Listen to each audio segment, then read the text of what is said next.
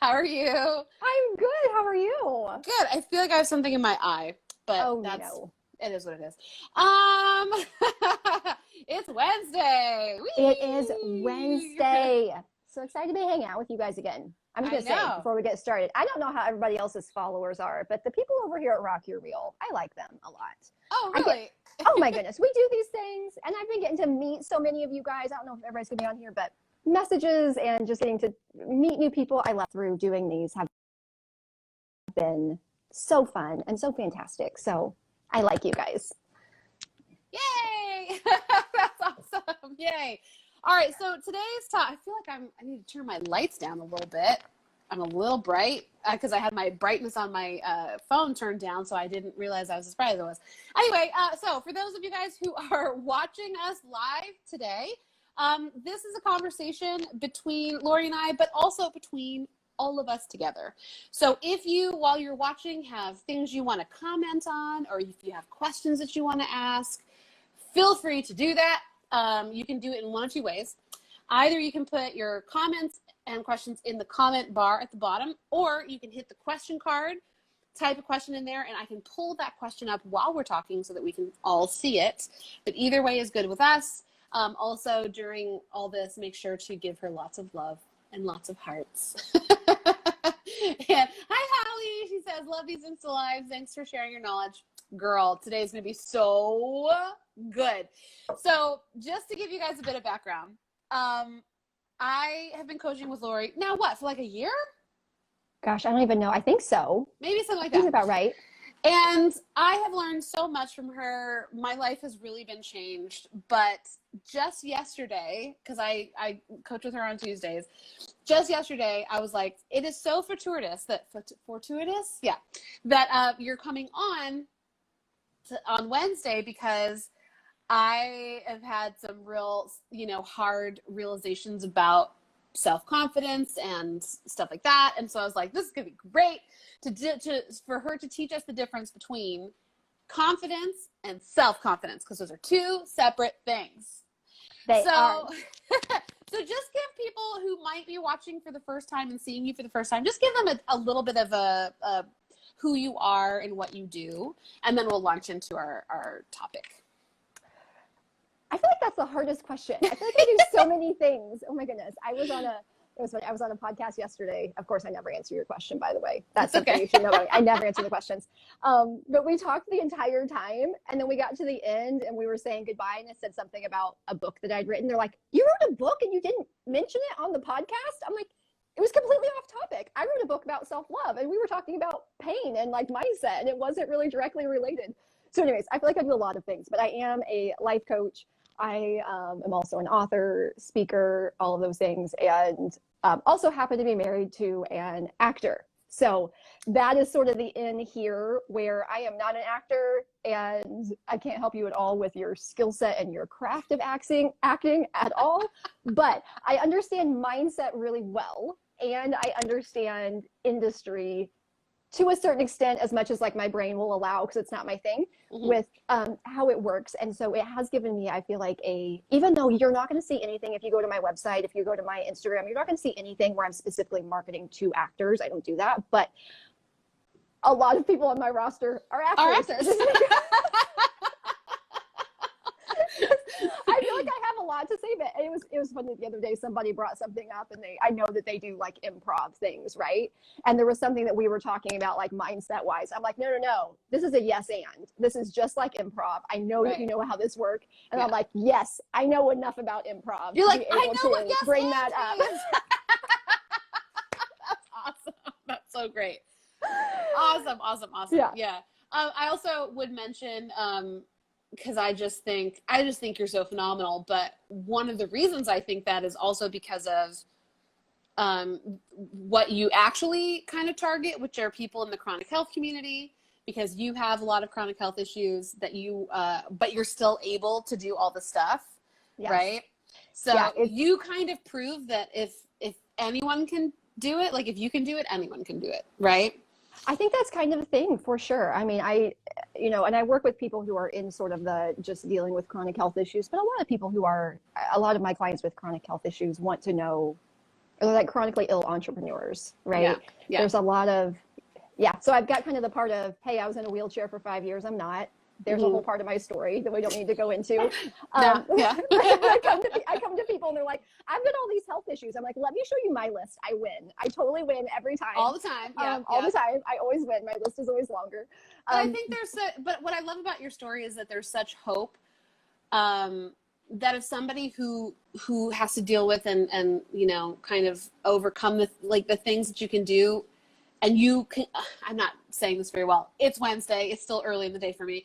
That if you can have those things and overcome the mental hurdles and stuff while also dealing with that, then people who don't can also do that. Exactly. They can also overcome, right? Yes. I think most people, I think that is one of those things, even my clients who don't have chronic health issues, there is something that there's sort of a trust. If it's like, if you can do that, then there's probably something you can teach me that applies here. And it always does. Because it's always, what we're going to talk about today, it's always the same stuff. It's always coming down. It's always the same stuff. It all applies across the board. You got pen and paper. I got pen and paper, because I guarantee you guys today that she will probably coach me whilst we're on this call. But like I said before, as we're going along with this stuff, if you have like an issue that you want worked through with a coach who does this every day, day in and day out, and you've never worked with a coach before and you want to try that out here, and you're brave and you're just like, here's what I'm thinking, how can I deal with this? Please put that in the comments, because this is such a great teachable moment. Every time she's on here, I'm always like, I'm ready. Let's learn. Okay, so today's topic is confidence versus self-confidence. Talk to us about that, Lorrie. I love it. Let's do it. And it was funny. I think that there was probably supposed to be a space before we got on here where we like talked about what we were going to do. I'm like, yeah, let's just show up and see. So I'll start with a little bit of teaching, and then we'll see where it goes. Which, by the way, guys, yes, we are totally unscripted right here. All we did was pick the topic. Yep. Here we go. Yep. Okay, so these two things, they are distinctly different. But they tie into each other very well. And I don't think we got to this on your coaching call. So that may be the part that's new for you. So confidence, and by the way, if you go look up a bunch of different definitions, they're going to be a little bit different. I'm taking some liberties here. This is how I define it. It's not right or wrong. But confidence, whether you're looking at the actual definition or whatever, it's usually talking about skill set. Okay. It has to do with a thing that you are able to do, that you feel very much capable and confident that you can do it, and you can do it well.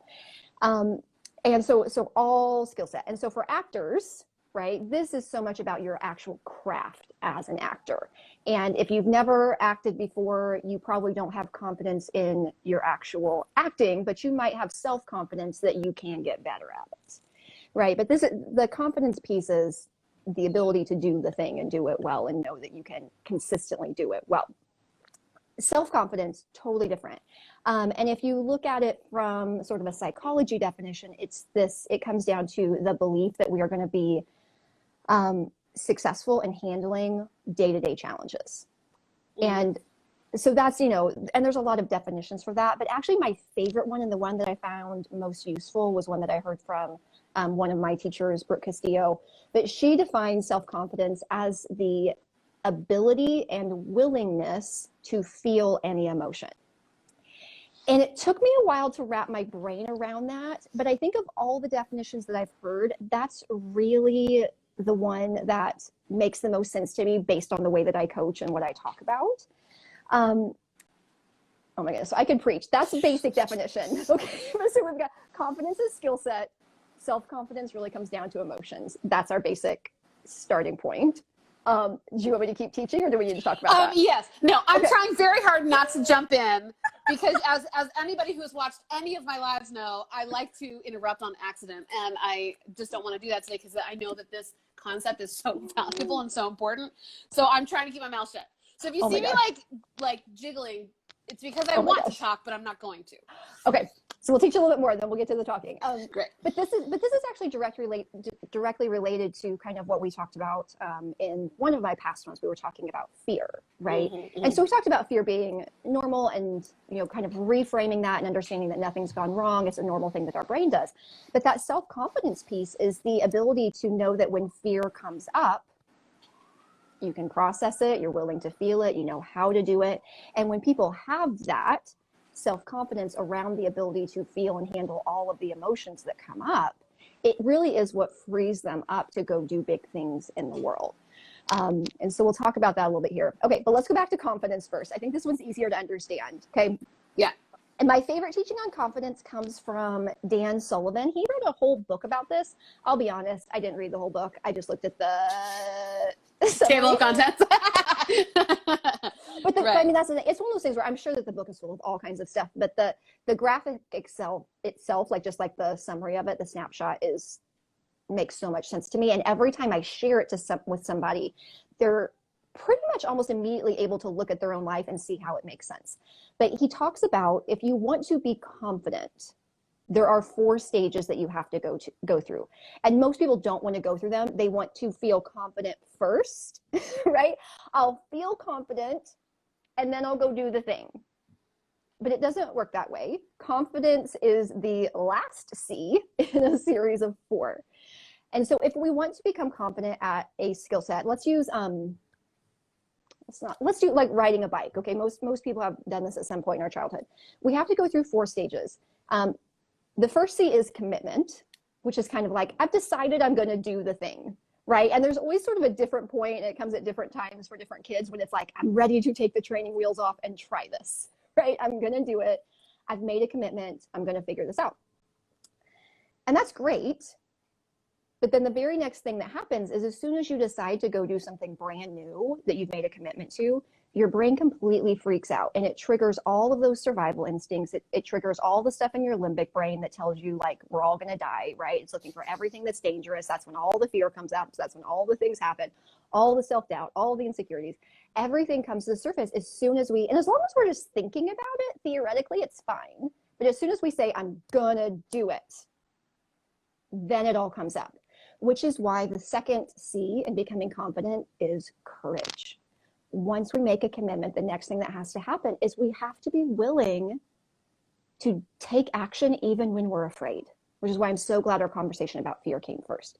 It's not a problem. It's just part of how the process works. And most of us can go back again with the bike example of, like, remembering getting on there the first time and knowing we could fall down, right? And we could hit pavement and we could scratch our knees, and it could really hurt, that was a real possibility. And it takes a measure of courage and bravery to be able to still do it anyway.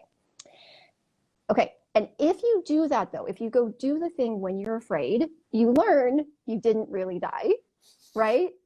So one, your limbic brain can calm down a little bit, but also you learn that you can do it, which is why the third C is feeling capable. Now, capable is great. It's not the same as confident, but it's still pretty good, right? Capable usually in our brain sounds kind of like, I can do this, right? Like, I can do it. We didn't die. We're able to do it. And that's sort of like on the bike, where it's like that moment where for just a few moments you're able to hold it and sustain it, and you're balancing, and you get that glimpse of, like, oh, that's what it feels like, and you can't sustain it for a long time, then you wobble and you have to try again. But if you keep going through the capable stage, then you get to the place where you get to feel confident, and I'm having, as we talk about this, I'm having memories of, now I lived in a small town in the Midwest. It wasn't LA, so it's a totally different culture. But like, riding around town with no hands, I'm like, we didn't have phones, but I'm drinking water or doing whatever, or fixing my hair on the way to a friend's house, and you're like guiding the bike with your knees, like not even hands kind of thing, level of confidence. But I had to go through all those stages first. I decided I was going to do it while I was afraid. Then I knew I could do it, and I kept practicing. And then I got to the place where you can do it in your sleep. And most people can realize they've done that, right? At some point, most of you guys can probably recognize that that's what it was, whether it was acting or improv or art or something. Most people can see those stages. Yeah. So that's just for a skill. And that doesn't mean you always do it perfectly. I joke around that I feel very confident about pouring water for myself. Like, I've done that a lot, but I also have kids that are young enough that I remember the first time that they picked up that glass pitcher and were getting ready to pour it. And I'm like, oh gosh, this could be bad, right? But they succeeded. But also the other day, I was pouring myself a glass of water and completely missed and spilled it all over the counter, right? Which also happens. Sometimes I miss when I go to my mouth. So, oh my gosh. No Only, worries. like I said, only if I'm wearing a gray t-shirt and about to coach, then of course I spill all the water down the front. But again, I don't lose my confidence about that. So it's not about confidence isn't I do it perfectly every time, but it's like we know we can do it well, and even if we spill once, we're totally fine. Yeah, so that's all confidence. I think that makes sense. And those of you who are, so how would I say this? Okay, so that makes sense to most people. mm-hmm. Self-confidence actually is very directly related to this second C, this courage, because we're talking here about the ability and willingness to feel an emotion. And a lot of times, if I talk to somebody and there's something they want to be good at and they want to be confident in, and they're not confident yet, I quote one of my fellow coaches, Corinne Crabtree, and she's like, oh yeah, the reason you're not confident yet is because you weren't willing to let it feel like ass for a while. Mm-hmm. Because it shows up and all that fear comes up, and either we don't know how to handle it. Okay. Mm-hmm. And this is a real thing, just like all skill sets, even the same 4 C's, this stuff's all just like tangled up the way that it interplays, because getting confident in our ability to feel an emotion is also a skill set that we have to learn and be bad at for a while. Okay. So if nobody taught you how to feel your feelings, if nobody taught you how to work through fear, if nobody taught you how to do something, guys, look me in the eye here. This is not a character flaw. Okay. There's not something wrong with you. Like, you cannot be expected to be good at something that you've never been taught, never practiced. Okay. You still have to go through the stages to get good at feeling that. So part of self-confidence is actually knowing how to feel and process an emotion, and to do that enough that we know we don't die.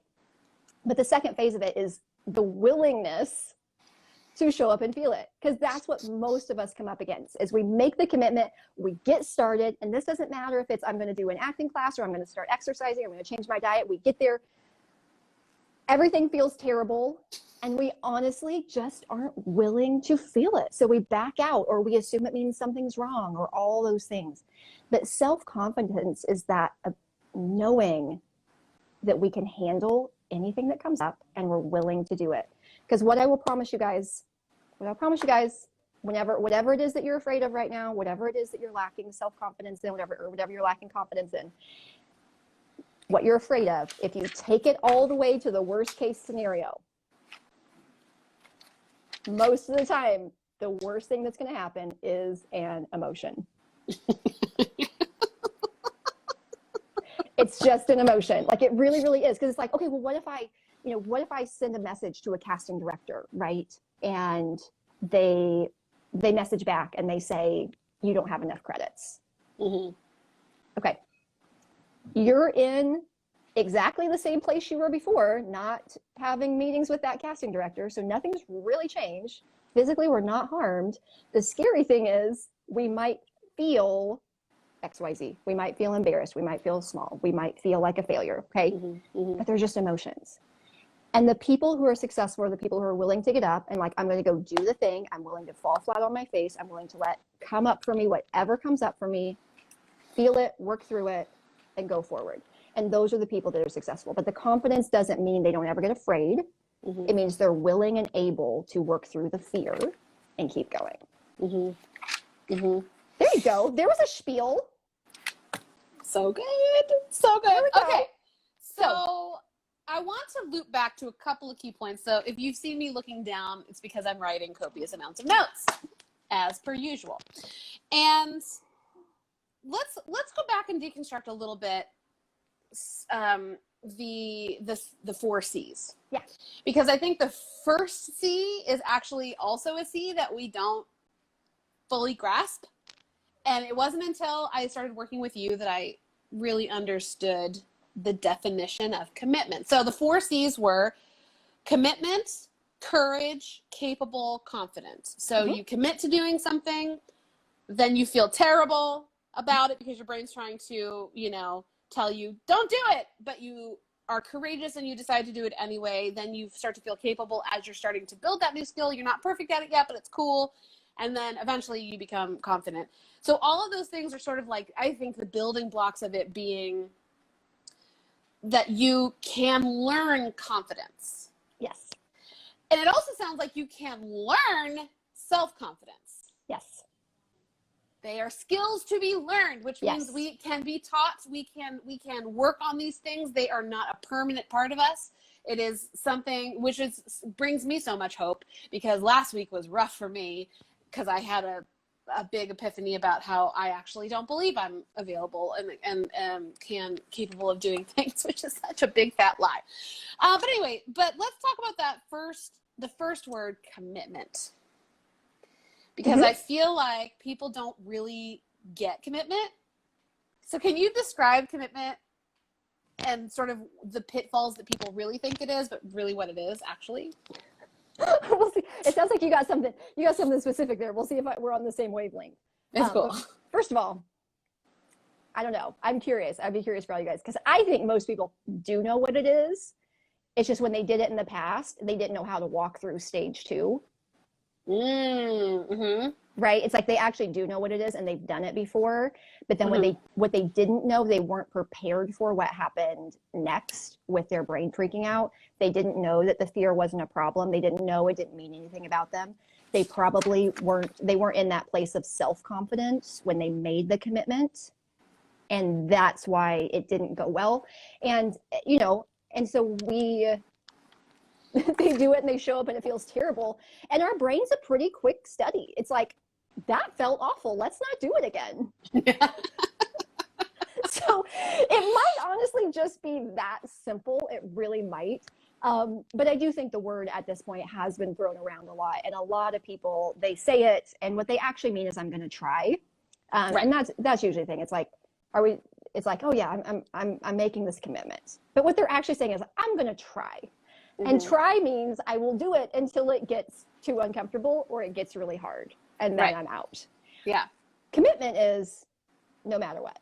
Right. And I remember when you taught me this concept, I was like, I don't know if I've committed to anything really. And you're like, that's not true. You're married. And I was like, oh, that's true. Because she asked me, what in your life have you committed to and stuck with, and that feels really easy to be committed to? And I was like, well, the only thing I can really think of is my husband, because I love him and I'm completely committed to him. And I would, and it feels really easy because we're very well suited. Yeah. So, and I was like, cool. So I know that I'm capable of that. So how do I become capable of that in other areas of my life? Right. Harder concepts. Harder to do, FYI. Well, and again, because it's one of those things where all that's happening here is that you have a value system and a framework and a way of thinking about that commitment that feels positive. But we think it has something to do with the commitment itself. It doesn't. It has to do with the thoughts. We just tend to do the ones where it comes naturally, right? There wasn't a lot of work and effort into feeling positive about that commitment. It was just kind of, and that's why I tell people, I'm like, it's not about, do we change every single thought? We do have lots of unintentional thought patterns that actually serve us really, really well. Same thing. Like I hated dating. Like once I was like, okay, I found my guy. First of all, you guys can go check him out. I mean, he's hot, he's attractive, he's an amazing guy. Like, why would I look for anything else? But even beyond that, I'm like, I hated the dating process. Like, I'm so good with like a monogamous marriage. Like all the rest of it, like I'm such like an efficiency person, like outside of him being like my perfect person. That's just complicated. Okay. I'm like, I don't do complicated. I don't do drama. So it doesn't make any sense to me. So all of my like natural thought patterns and all of yours means that commitment is actually, it feels positive without effort. Right. But any of these other commitments, we can feel more positive about the commitment itself. But I think it starts with, one, understanding what's going to happen, right? Having the ability to work through things, but also to know that we can intentionally choose our thoughts and change our thinking. And so one thing with this that I'll present to you guys is like, I think commitments in some ways are easier because it takes out all of the extra thoughts of needing to figure something out in a moment. I actually think commitments are simpler for a lot of things, not all things. And by the way, I'm not a person that thinks we need to be committed to everything on the planet. You don't. Just know whether you are or you aren't. So you stop breaking trust with yourself. There's a whole tangent we can come back to. Yeah. So let's for a second So everybody who's joining us, because a bunch of people, you guys, what's wrong with me? Okay, so I am like barely like I've been sleeping really well. The last 2 nights I have not slept well. I was like, let's see how this goes. We are gonna have a lot of fun no matter what. Like, yeah. we're doing it, So girl. for those of us who are joining us right now, we're still in the phase talking about confidence. We're about to get to really digging into self-confidence. Yeah, that's an area I lack. But bringing this idea of commitment and the confidence skill set to an actor, because that's really who we're talking to today. But it applies to everybody, but we're just going to give some actor examples. Okay. Holly, I know I'm a hot mess. Thank you, girl. So let's say that there's an actor who, is doing some things, but they have decided that they're like, I'm going to commit to working and bolstering up my acting business because I know that that's really important. Or I'm going to commit to learning how to properly market myself, right? Those are very big things, right? Like that's a big topic. Do you recommend that when people are working on learning how to become better committers, if you will, that it is something that it's okay that it's a broad topic, or is it better to have sort of it narrowed down so that it's measurable and you can, that kind of thing? Is there a difference there? I mean, I think it's definitely easier the more specific it is. Now, it as a concept, does it work? Yes. Okay. This is the thing where you guys need to know yourself. Because some of you, and you know who you are, have some very negative core beliefs about yourself. And you are habitual beat yourself uppers, whatever. You habitually beat yourself. You know what I mean? Like some of us, that's our go-to. And there is a risk, depending on what's happening for you personally, of keeping it too vague. And sometimes I think we do this on purpose. This is how we are allowing ourselves to stay in those really negative beliefs about ourselves, is we make it just vague enough that we're not sure if we ever really reached it. So there is some danger in that. And I think the more specific that we are, the much easier it is to know what that is. But I do sometimes have broad commitments about different things. Like I've got certain like money goals, right? And I'm like, I'm gonna make this amount of money. And like, honestly, the truth is I don't know how I'm gonna do it. But what I've decided is whatever it takes to get there, I am committed to doing. It doesn't matter how long, what do I have to learn? How many times do I have to fall flat on my face? How many times do I need to, how many negative emotions I need to feel, all the stuff. I'm like, I'm gonna do it no matter what. So yes, it does work as a concept. For sure. Just be aware the person's got to know themselves a little bit. Got it. So let's say that they know themselves and they're like, you know what? I do have some core beliefs about myself that I'm working on. So let's make it more specific so that we can, I'm a big believer of you can't grow what you don't track, right? Like you can't grow what you don't measure. So, so let's say that part of the acting business that I really want to get better at is making more engagements. So like getting more social followers and engaging with those people and making connections in areas with people like casting directors or directors or other actors that I want to work with, and that kind of thing. So that's a measurable thing, because you can say, this is what I want. And they say, I'm committed to doing this for the next 30 days. Give it a nice short timeline, something that's long enough that you can give it enough time to see growth, but not so long that you're like, oh my God, what the hell have I done? Yeah. What is the first thing that's going to happen once they say that in their mind? Well, it kind of depends on the person, because some people have a little honeymoon phase with this, which is why I do like them to be a little bit longer. And again, I would make that very specific. If it's like, I want to increase engagement. Okay, what do we mean by that? And make sure we're clear, because again, if it's vague, we don't know if we do it or not. Something like, I'm going to spend an hour a day messaging people on social media, not drinking coffee, but like actually doing it. I'm going to send, emails to this many people. I'm going to spend this much time on research. I would definitely get clear. And sometimes it can just be I'm putting this much time towards the activities, but so one, get clear on it. Now, some people have a little bit of like a short amount of time where it's very fun, right? Because they're still very attached to like the end thing. So some people have that initially that might last for a day or a week.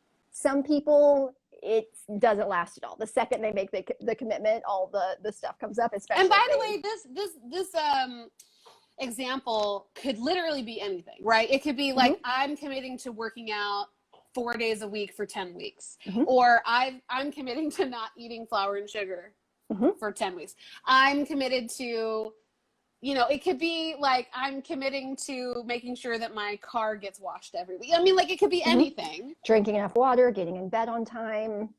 Anything. Not criticizing my spouse. Yeah. Oh yeah. But we'll stay with what we're talking about, like as an actor marketing themselves, but just know in your brain, this could be anything. So keep going. Could be anything. Yep. And so then what happens is there's an initial, like, especially before we make the commitment, when we're just thinking about it, we're mostly focused on the end results and why we're going to do it. We're not really thinking about the actual minutia day-to-day emotional state. We just don't. And so it's like, yeah, we'll commit to it and we'll do it. And then we show up, again, maybe there's a honeymoon phase, depends on the person, but then at some point we get there and we don't feel like doing it. We don't. We put it on the schedule. We said we were going to do it. It gets right up to it, and we genuinely don't want to. Okay, again, this is key, because people, if you think that means something went wrong, you're going to be in trouble. All that's happening, guys, is your brain doing its job. Okay, so your prefrontal cortex, higher thinking part of your brain, knows that we consistently show up and we do the work for a month, and this is helpful. The primitive part of your brain doesn't know that. It's driven by survival. And survival looks like conserve energy, stay safe, don't do things we're not familiar with, don't do anything that's painful, stick with the stuff that feels good. Okay, those things kept us safe. Okay, kept us safe. But that's not how it works whenever we are doing something like this. We have to do the opposite. We have to be willing to be uncomfortable. We have to delay gratification. We have to kind of feel bad on purpose. And so whenever we show up there and all of the things are like, I don't want to, I feel like I shouldn't do this, like this is uncomfortable right now, I'm experiencing a lot of dread or negative emotion. Step one is just being able to go like, oh, that's normal. That's how it works. That's that part of my brain that doesn't understand what this is and is trying to survive. Sometimes I have conversations with my limbic brain. I'm like, no, this is actually what we want. This is okay. Thank you. Noted is one of my favorite words for my limbic brain. I'm like, noted. Okay. I heard you. I heard you. We're actually fine. We live in 2020. We are not, this is our day and age. So I will feel that. But then it comes into a little bit other nuanced work, which is the ability to, so one, if I put something on my schedule, I expect to not feel like doing it when the time gets there, for the most part. And I just think I feel like we maybe have gone over this a little too quickly. I want to just do I wish like there could be like a highlight, like call out kind of thing. This idea that once you start doing the thing, or like you're getting ready to do the thing, and then you feel like ass and you don't feel like doing it. Yeah. Nothing has gone wrong. That Nothing. is how your brain is supposed to work. Yes. And then the empowering part here is that you can do it anyway. Yes. You can do it regardless of whether you feel it or not. And by the way, I want to pause here because I know that you have talked to me about this. There's a difference between powering through and the more common just being bratty. I call it being bratty. Like, you know how, so for example, if I pull up my schedule right now, I'm going to pull up my schedule, guys. You can't see it, but I'm going to pull it up and I'm going to tell you sort of what I had on my schedule Monday, right? So Monday I had to get up with the dog, then I was supposed to work out, then I was going to work on my business, then in my business, then I had a writing lab, and then I wrote with my husband, and then I had to FaceTime with a new client, and then I was working on the business dinner, and then I had another client thing at 7:30. It was a busy day. Yeah. Did I want to do all of those things? No. And it wasn't that I was trying to power through and do it anyway. I was just feeling real bratty about it because that was my brain. It was just being bratty. And it was like, do you really want to do that? Or don't you want to just sit on the couch and watch Netflix? But you did want to do it though. Do you know what I mean? That's what I'm saying. I did. And this week is specific. It's kind of a bad example because this week is specific. I am learning. I've taken this week to specifically learn how to be a person who sticks with her commitments on her schedule, regardless of how she feels. Now, there is a difference for me. Like, then the next day, I woke up with like a crick in my neck and I just couldn't work out. Like, it really hurt. So I just went back to sleep when I should have been doing that. But I really listened to my body. But I was okay with that because I was like, that's cool. This is a different thing than me being bratty. This is just me physically being in pain that I can't do anything. Oh my goodness. So this week for me is about learning how to become a person who keeps her word to herself. And I'm also learning like how much am I capable of doing in a day, really, with all the new things that I'm learning to do. So it's a whole thing. Okay. But it's that idea that like, it's hard for me still to wrap my brain around when I feel a negative emotion. I think there's either something wrong with me or something wrong with what I'm asking myself to do. And that's not really the case. No. Can I get like, is anybody feeling me on this? Like, please give me some hearts, some or whatever, or just put an amen in the comments. I just want to make sure I'm not the only one, or I might be the only one on this, and we're just talking to me today because I needed it. So. And I want you to, by the way, as your coach, go back and listen to that, what you just said. I want you to notice a few things. I told you she would coach me. Sorry. I told you. I just can't help myself. Oh my gosh. Okay. So one, you're like, I don't want to do it. Okay. All of you guys, this is where we have to distinguish between the parts of your brain.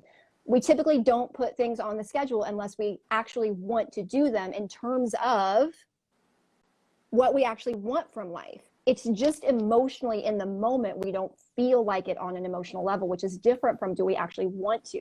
I think you actually did want to do all those things. That's why they were on your schedule. Yeah. Like it's all related to stuff you want. Okay, so switch that language. You do want to do it. Okay. Right now we're just having some negative emotions. Okay. There was also some should in there. I should have been up exercising. No, my friend, your neck hurt. You should not have been. That would not be loving.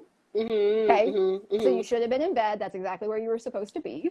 Maybe what I should have, maybe I can't not use that word. I know. You had scheduled yourself to be exercising and something changed and you were right where you should be. Just notice it. Again, it's okay. Because some of it's habit that we just talk certain ways that are like normal English. I know. And sometimes when you talk to a coach, like, it's like, sometimes I have to be like, okay, just talk like a normal person. This is what people understand. I get it.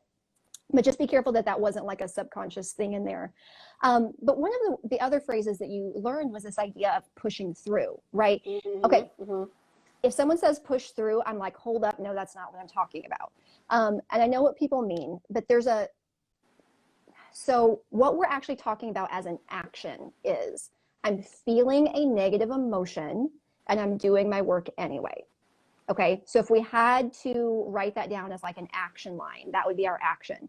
Experiencing a negative emotion about my work, doing it anyway, or like to whatever I committed to. Okay. But what drives that is really, really important. And a lot of times when people say push through, what they mean is disregard my emotional state because it doesn't matter, shove it down, push it away, and just go do it anyway. That is not what I'm saying. I'm saying let's understand what's happening so we can have some compassion and take action from a place of understanding ourselves.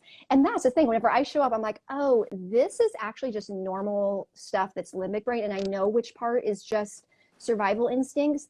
Then it's easy to just be like, again, like, noted, I heard you, it's okay. And like, just let it be there and go do my stuff. But I never believe we disregard emotions. They're like, that's where all the interesting stuff comes up because and that's really where we're coming from. Yeah. Because as little kids, we're told, you're like, I'm sad. No, you're not sad. Or I just, we're often as kids like told that we don't feel what we're feeling. So then we learn to not feel those feelings. And or therefore we're not allowed, or like, allowed. I was a kid that got in trouble if I cried, like, right? Yeah. We're crying. What's wrong with you? No, you're so, yeah. And most so of that so in our little kid brains, that equated like having emotion made us that there's something wrong with us. Like emotions are wrong. That is how our brain interpreted that. Yeah. And so then as adults, if you don't address this and you don't really recognize it, I mean, it's staggering how it affects every single freaking thing you do. Yes. Ooh. And I that's get an amen to that. amen. And this what we're talking about right here. This is getting into that self-confidence piece, which really is all of this like courage, like when we get through the commitment and then all of this stuff comes up, the ability to be able to have emotional literacy. I'm feeling this. To That's name a good it. phrase. That's a right? good phrase. Yes. Oh, I didn't make that up at all. But I'm just like saying though, it's good.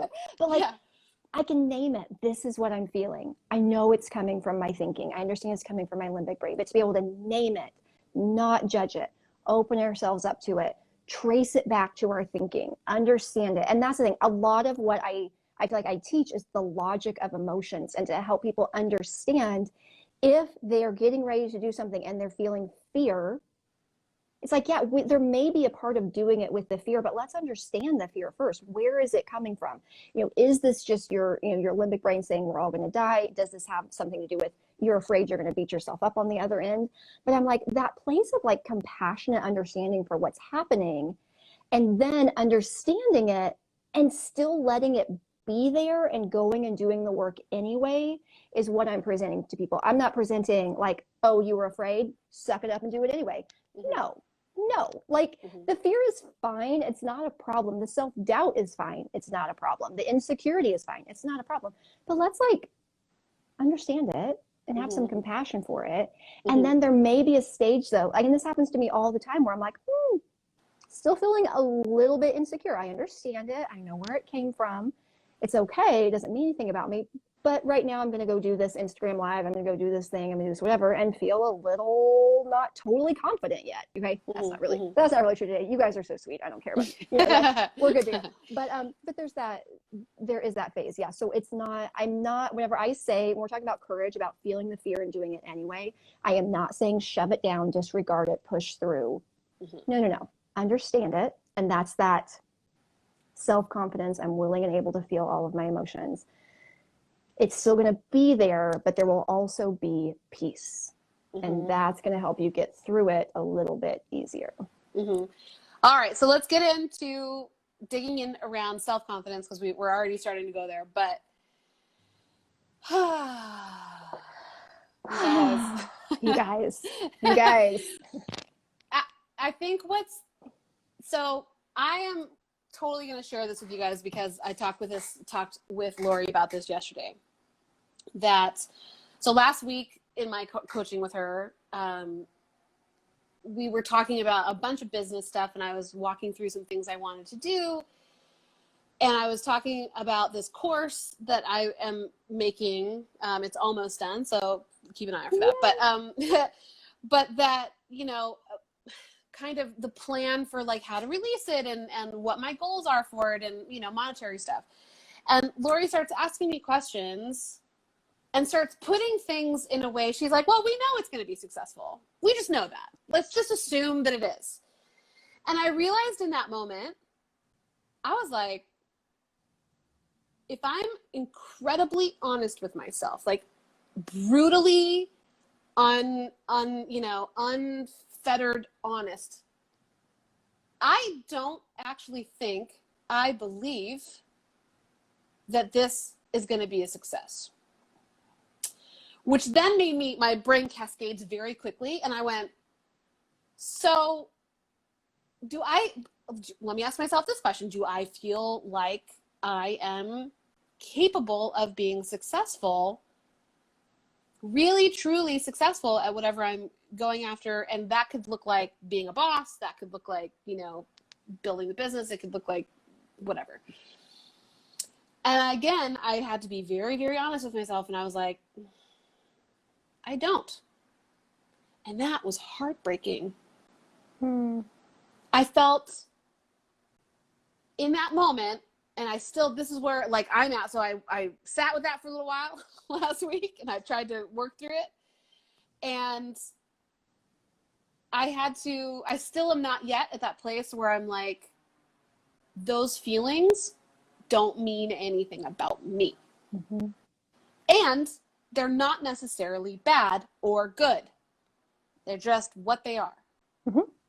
So I'm in the stage right now where I'm having to come to grips with it and to become okay with it before I can start to work on it, which is a big thing that you talk about, because a lot of people miss that step. They think they have a thought or something that's wrong and they want to fix it and go immediately here, and they miss the middle, right? Yep. So I think my experience is probably very much like a lot of people's experience, or will be soon. So if you're watching this and you've ever had, like, if you're really, really honest with yourself, and I think also that takes a lot of courage, being real honest, because so all that to say, then I talked to you about this yesterday in our coaching, and I told you that, you know, part of my hesitation and even wanting to work on this, because I know now it's a problem and now it's my responsibility to work through it.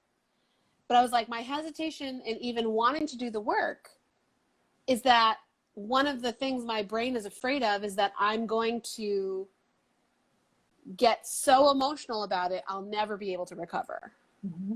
And this is where self-confidence comes in, and how building up self-confidence is a good thing, because I need to be able to know that no matter what feeling I'm feeling, I'm going to be okay and I can handle it. But getting there is very hard if you've never been there before. It's like charting, it's like, you know, going through the forest and you're the one forging the path. Your brain is the forest and you're the one forging the path through your brain. Yeah. That's a dumb analogy, but no, it works. But there's a lot of, you know, I feel like we talk a lot about vulnerability, and as actors, right? Like, it's all about like being vulnerable as an actor so you can get into your characters and all that. But it's a whole different thing, I think, to be able to sit with yourself and be vulnerable for yourself and to yourself. Not even just with other people, but like for you internally, where you know your deepest, darkest secrets and beliefs. And there is so much, it's hard to be that vulnerable by yourself, for yourself. And that's where I'm at. So just to be honest with you guys, like, that's where I'm at right now.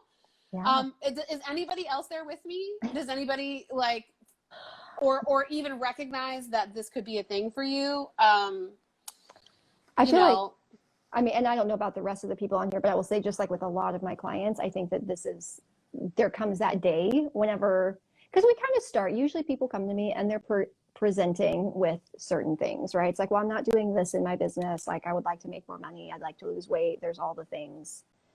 And that's fine. And all of that, it's like, yep, we're having thoughts that are creating emotions that are driving actions or inactions. Like, we can work through all of that.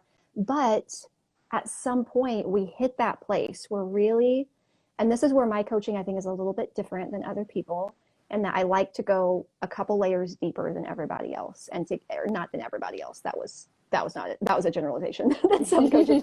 But like, because I'm really curious, it's like, what is happening below this? And a lot of people get to right where you're at. We get right to that edge and we kind of look off of it. And it's like, holy crap, that's a lot of like shame and self-doubt and a lot of stuff that's going to be really uncomfortable. And that sort of phrasing, what you're saying there, like, I'm afraid to go there. People say, like, I'm afraid I'm going to get buried. I'm afraid I'm going to drown. I'm afraid I'm going to go into this hole and not come out, right? That I'm afraid that if I feel it, I'll end up in a deep depression. I think a lot of us have this, like, a lot of people do, and they reach kind of right where you're at, and it's sort of a eek. Okay.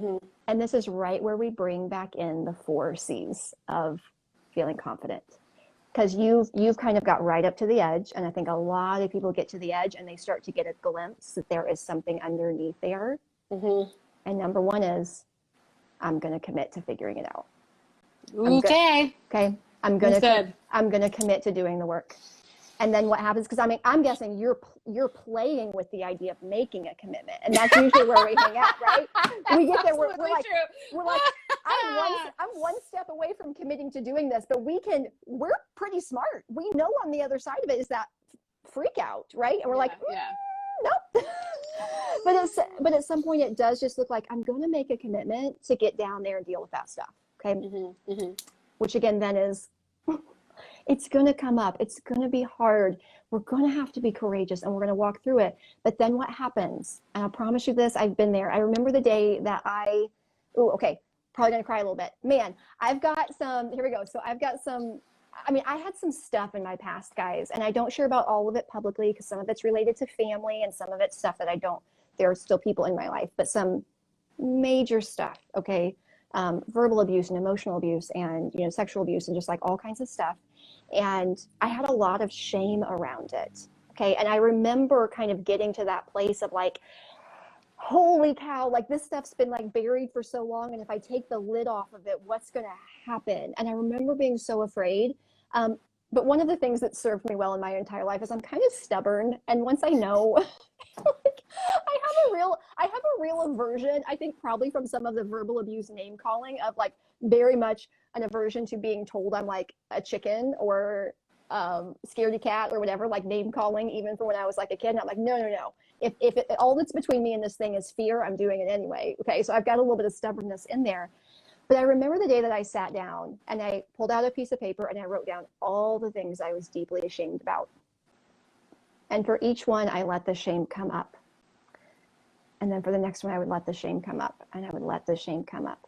And I had planned, okay, I think, guys, I was expecting this to be so crazy. I like scheduled this. I'm a planner and I'm like, if I'm going to do this, I need time. So I'm like, I'm going to need multiple hours to work through this. And then I planned an entire like weekend off because I was sure I was going to be a wreck. I'm going to need days. Okay. I sat down, I wrote it all out and I let it come up. And then here's the crazy thing that happened. One, I didn't die. And two, it didn't last nearly as long as I thought it would. I've told you guys this before, that emotions last about 90 seconds and they aren't actually dangerous. And even for each one, and I had a good cry, but it didn't last that long. It's when we're in that state of resistance that it hangs on and it clings on. It's when we're in shame and we're hiding it. We don't want anybody to find out. But when I just sat down and I'm like, this is the crap I'm ashamed about. And I let it come up. It came up and it moved through like pretty quick. And now I've had to go back and do that with a lot of things. But what that taught me by doing it once, I committed, I was courageous, I did it anyway. And then I learned I didn't die. Mm-hmm. I didn't die. I can do this. I can feel emotions. Yes, it's uncomfortable. I can work through it. And then I have been continuing to do that on a regular basis for years, and now I feel very confident. And a lot of people think that I'm happy all the time. I'm like, no, I am not happy all the time at all. I experience 50-50 emotions, but I have a very positive relationship with my negative emotions. I feel very confident in my ability to process them. Let's pause for a moment. Okay. You just said something that I think could be a whole thing. Learning how to have a positive relationship with your emotions. Yeah. Especially that it is a relationship. That's a crazy idea. Yeah. Because relationships with people, we're just going all off topic. It's all related. It's all interconnected. But our relationship with other people, or our relationship with money, our relationship with our career, really all it is, guys, is the sum of all of our thoughts about it, which is what creates our emotions about it, which is how we show up. Okay, which is why two people can be in the same relationship and one thinks we're besties and one thinks that we're acquaintances, right? Mm-hmm. Like, I've seen this, you guys have seen this. Two people can be in the same relationship and interpret it differently. Why? Different thoughts, okay? And the same thing applies to our relationship with money. Has to do with our thoughts about it. And sometimes I'll ask clients, it's like, tell me about your relationship. Like, if it was personified, what would it be? And it's like, we're not talking right now, right? Like, we're like, just I have a vendetta on them. Yeah. I am not answering texts right now, like from, that sort of thing. But it's very true. We can think about it in terms of our emotions and like all of our emotions or our negative emotions as a whole. It's like the relationship we have with that comes down to what are all the thoughts we have about it. And if we think they're wrong and we're judgmental and they're bad and we're pushing them away, that creates one sort of relationship. But I'm just looking at all of them and I'm like, they're normal, they're human, they're mine, they're coming from my thinking, I can handle them. I always love Mr. Rogers here. One of his best quotes was, all emotions are mentionable and manageable. I'm like, Where was Mr. Rogers when I was a kid? I missed that until I was an adult. But guys, Mm-hmm. all emotions are mentionable and manageable. We don't have to be ashamed of any of them, and we can handle all of them. So knowing that, again, yeah, so my emotions as a whole, but especially my negative emotions, my relationship with them is positive because all my thoughts about them are positive, even though the emotion itself feels terrible. Right. Kind of like exercise. Exercise kind of feels bad in the moment, but Well, like, right? yeah. Or like runners. Like if any of you guys are runners, one of my clients, was using this as a great example of how like most runners know that you're going to start and you're going to hit a wall at some point at certain miles, and it's going to be very painful. They know that, they see it coming. They also know that on the other side it feels better. And the people who keep running, it doesn't mean that those miles ever actually feel great, but we have a very positive relationship with that pain that comes, partially because we know what's on the other side of it. Mm-hmm. And that's kind of how mine is. Like whenever I process my emotions, on the other side is freedom and it's clarity and it's peace and it's the ability to get the things that I want in my life. And so I'm very much okay with them. Yeah. So if you were to give somebody advice on, because we only have a couple more minutes, like literally really a minute and a half. Yes, it's already 1:57. How does this go so fast? If you were to give somebody like the one thing they can start to, they want to have more self-confidence because they're recognizing that they have low self-esteem, low self-confidence. What is the one thing they can do to start that journey? Stop judging. Stop judging. And I feel like also, could it be that thing that you did, which is list the things that you're ashamed of or that you're having thoughts about, and then really start to feel, like allow yourself to feel those feelings and just sit in it for a minute? Yeah, I would try that. If you've never done that, it's really good to do that with help, depending on how deep it is, right? Yeah. So that could definitely be a really, really good one. And yeah, but whenever this stuff comes up, again, if we can just not judge it and be a little bit less afraid of it, it's so much easier to do that work. Yeah. Well, it's giving me the countdown, which is very sad. I feel like we could talk about this for several other things, but you'll be back in 2 weeks to talk about something else. I forget what it is. But if people want to work with you, I know that your roster is currently full, but that's currently full for private clients, but people can actually still work with you if they want to. So what's the best way to like connect with you, talk with you, work with you? Like how can people find you? Yeah. First of all, everybody send me a DM. That's how I buffer and don't get my work done, because I like to chat with all you guys, so do that. But definitely send her a DM, you guys. Like, she's not kidding when she says that. 1 minute remaining. I love hearing all that. But my website, lorriegray.com, you can kind of see my offerings. And, if you are interested in working with me one-on-one, I do have some clients whose contracts are ending at the end of June. So I will likely have space coming up. So don't think that it's not an option. Still reach out to me, and then we can put you at the top of the wait list. But yeah, cool. Mostly just send me a direct message. I just like to talk to people directly, and I can direct you where you need to go. Can they still join the group? Yes. Yeah, that's up and going. So she has a really, really affordable group where you can do group coaching, and often she'll bring you on live. So it's like you're getting coached. It's not just a group thing. So definitely check her out. LorrieGray.com. DM her here. Follow her here. It's life-changing, you guys. So thanks, Lorrie, for coming on again. You guys are so fun. It was always my pleasure. You guys are great. Yay.